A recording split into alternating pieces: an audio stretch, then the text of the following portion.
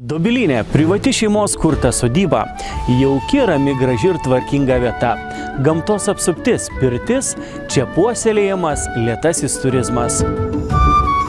Čia buvo mano toksai labai keistas noras, kurį išsakiau vyrui gimus antram sūnui.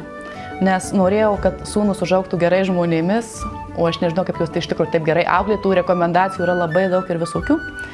Nes šiaip tai vyras mano miestietis, o aš užaugus kaime ir mane visą laiką traukė kaimas. Tai mes jau gerų 16 metų čia.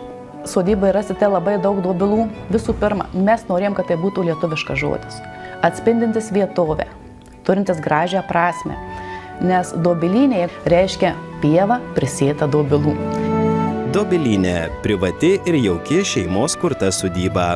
Įsikūrusi Dambaukoje kviečia tuos, kurie nori ramaus, lėto poilsio, visiško privatumo, gamtos draugijos, gero miego, pabuvimo su savimi ar savo artimais žmonėmis. Pagrinde tai yra didmiesčių gyventojai, užsieniečiai ir dabar labai džiaugiuosi, kad mus jau pradeda atrasti ir Vilkaviškio ir Marijampolės svečiai.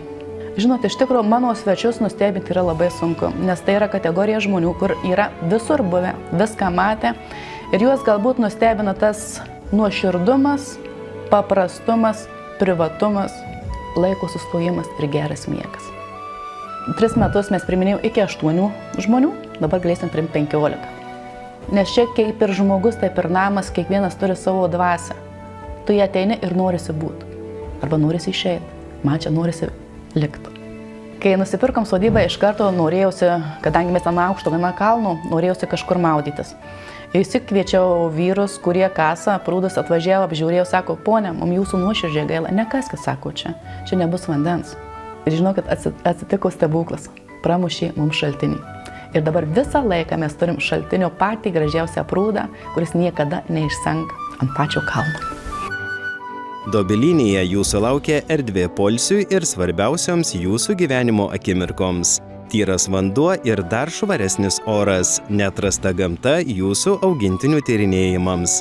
Sodyboje praleiskite ne tik jaukius vakarus, bet ir kurkite pusryčių tradicijas lauke. Sodybos verandoje jauki terasa vėlyviems pusryčiams ar gaiviems popietės gėrimams. Edukacinės programas mes tik tai nuo šių metų pradedam. Turim jų daug, labiausiai džiaugiuosi draugystę su Vaida. Mes labai norim pakviesti žmonės ne tik pailsėti, bet ir parodyti tą maistą, kokį mes turim Suvalkijoje. tą parodyti grįžimą į vaikystę pas močiutes. Taip pat galim pasiūlyti ledų edukacines, medaus edukaciją, žygius naktinius. Plėtra numatyta, bet viskas iš lėto. Kviečiu jūs visus atvažiuoti, įsitikinti, pasidžiaugti kartu. Paprastai, neprastai ir iš visos širdies.